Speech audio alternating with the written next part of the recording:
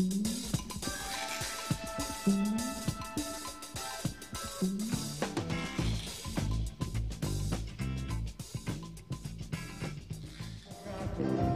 σε πάει παρακάτω, θα σε φτάσει στον πάτο.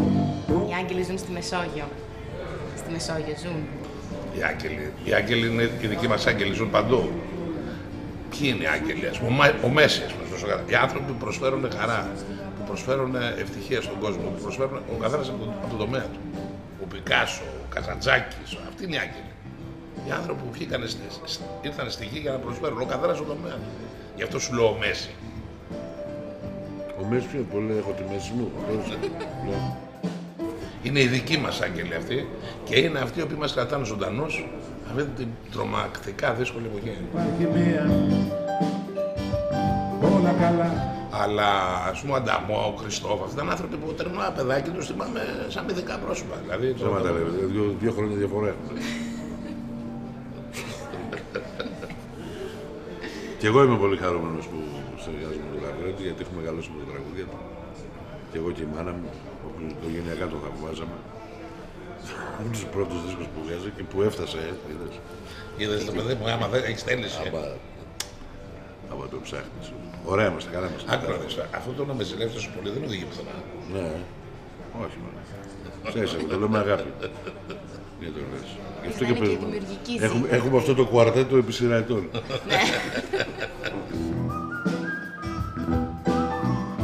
Το μυστικό της επιτυχίας σας ποιο είναι, υπάρχει κάποιο... Της δικιάς μου, είμαι απλός άνθρωπος παρόλο την επιτυχία.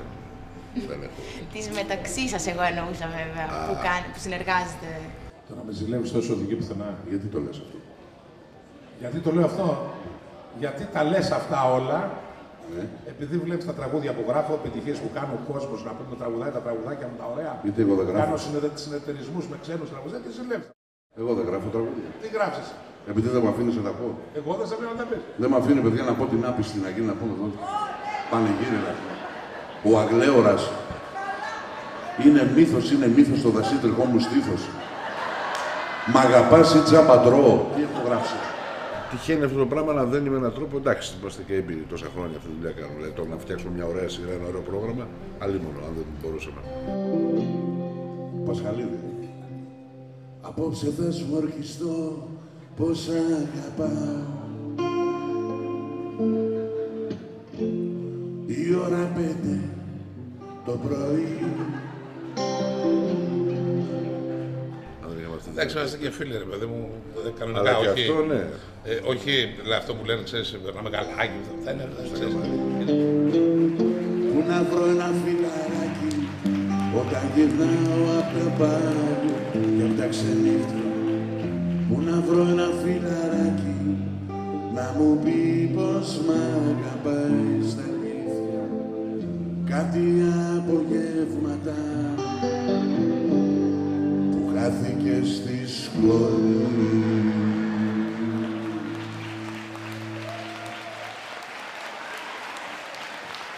Στη σημερινή εποχή λοιπόν, αυτή που ζούμε και βιώνουμε όλοι σήμερα, υπάρχει κάτι που να σας φοβίζει σαν καλλιτέχνες και ως ανθρώπους?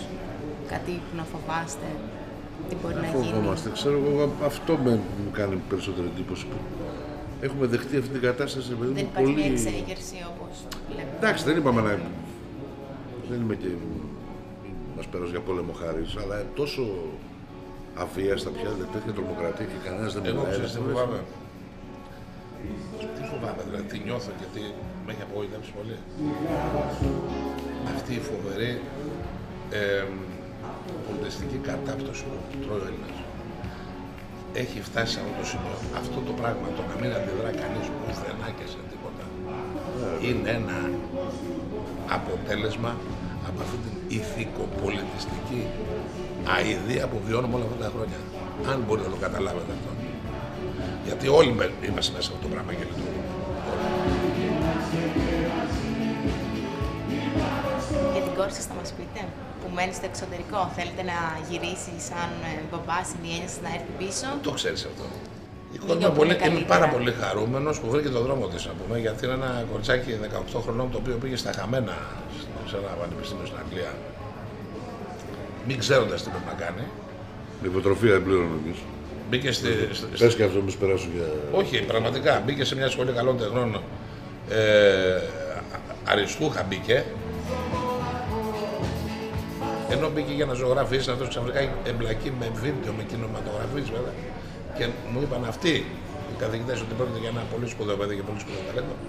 Και εγώ ενθουσιάστηκα, σαν βλάκας μπαμπάς που είμαι, γιατί είδα ότι τα παιδιά τελικά δεν θέλουν πίεση και τον δρόμο το βρίσκουν από μόνα τους και είμαι πολύ ευτυχισμένος γι' αυτό.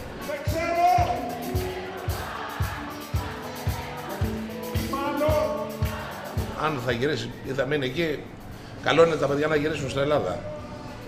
Γιατί αλλιώς, το έχω ξαναπεί, θα μείνουμε εδώ, ο Βενιζέλος, ο Παπουλιάς, εγώ. Είστε αυστηρός μπαμπάς δηλαδή? Δεν είμαι καθόλου αυστηρός μπαμπάς. Είχα φοβερές αγωνίες και φοβερές, ήμουνα συνέχεια στην αμφισβήτηση. Νομίζω ότι για τον πατέρα, για τις γονείς, το σπουδότερο απ' όλα, και θα το συνειδητοποιήσει και ο Δημήτρης αυτό, γιατί η κόρη του είναι πολύ μικρή, 10 χρονών. Θα το συνειδητοποιήσει. Είναι να φτάνει σωστά η πληροφορία στο παιδί. Το παιδί πρέπει να έχει την πληροφορία, να ξέρει για να διαλέξει, πρέπει να ξέρει ότι υπάρχει εκείνο και εκείνο.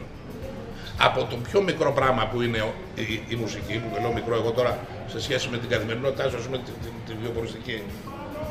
Αν δεν ξέρεις ότι υπάρχει ο Χατζηδάκης μαζί με μένα και μαζί με τα παιδιά που τραγουδάνε στα μαγαζιά της παραλίας, πώς θα διαλέξεις, έστω και λανθασμένα. Άμα νομίζω ότι είναι μόνο αυτό, αυτό. Άμα νομίζω ότι είναι μόνο αυτό που δείχνει την τηλεόραση, είναι αυτό. Εκείνη σας κάνει κριτική για τη δουλειά σας? Εμένα, όταν ήταν πιο μικρή, δεν της άρεσαν καθόλου τα πράγματα που έκανα καταρχήν. Της άρεσε ο Ρουβάς και ήταν απολύτως φυσιολογικό, τι της άρεσε. Δηλαδή, αν μου έλεγε, ας πούμε, ξέρω εγώ, όταν ήταν 10 χρόνια, της αρέσει ο Πασχάλης Αρσής, δεν πήγα στο ψυχιατρίο. Γιατί δεν της έλεγα, παιδάκι μου, είσαι καλά. Ο Ρουβάς θα της άρεσε, αφού ήταν ένα γλυκό παιδί, όμορφο, ας πούμε, που έλεγε πρόσχαρα τραγούδια και αυτό ήταν ένα παιδάκι, τι θα της άρεσε. Όταν μετά πήγε 15 χρόνια, 16 και οι φίλοι της, γιατί εμένα με έβλεπε και κάθε μέρα και με είχε συνειδήσει. Οι φίλοι της λέγανε πω μπαμπάς σου Θεός και τα γνωστά αυτά, δεν υπάρχει. Τότε σου λέει κάτι είναι ο πατέρας μου, κάτι συμβαίνει εδώ. Καταλαβαίνεις, έτσι πάει. Έχετε γράψει για εκείνη κάποιο τραγούδι ή της αρέσει? Τα μάτια του λογική. Ναι.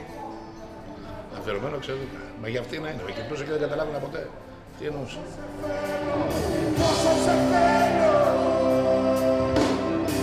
Το πιο σημαντικό πράγμα που έχω καταφέρει με την κόρη μου, παρότι είναι πιο μικρή και δεν μπορούμε σε τέτοιο επίπεδο να συζητήσουμε όπως όταν θα γίνει 18, με το καλό. Νομίζω το πιο σημαντικό που της έχω μεταδώσει είναι ότι μπορεί να μου λέει ελεύθερα, να μην φοβάται, άλλο να σε σέβεται και άλλο να σε φοβάται. Δηλαδή ό,τι και να συμβεί πιστεύω ότι το έχω καταφέρει αυτό. Αυτός έχει ένα πράγμα το οποίο εγώ του βγάζω το καπέλο. Είναι στα όρια του συγκινητικού αυτό που κάνει. Ένας χωρισμένος άνθρωπος δεν είναι ο πρώτος. Έτσι. Και έχει ένα παιδί που ζει. Δηλαδή, ενώ ζει στην Αθήνα, δουλεύει στην Αθήνα, είναι στην Κρήτη, κάθε μόλις τελειώσει παίρνει το αυτοκίνητό του και πάει στο παιδί. Δεν του λείπει το παιδιού καθόλου. Κάθε εβδομάδα, 10 χρόνια. Αυτό είναι πολύ μεγάλη υπόθεση. Το παιδί δεν θέλει να έχει τους γονείς του δίπλα. Πάει τελείως. Τώρα πήγα να κάνω μπάνιο. Δεν τον είχε ξαναδεί γυμνό με μπάνιο.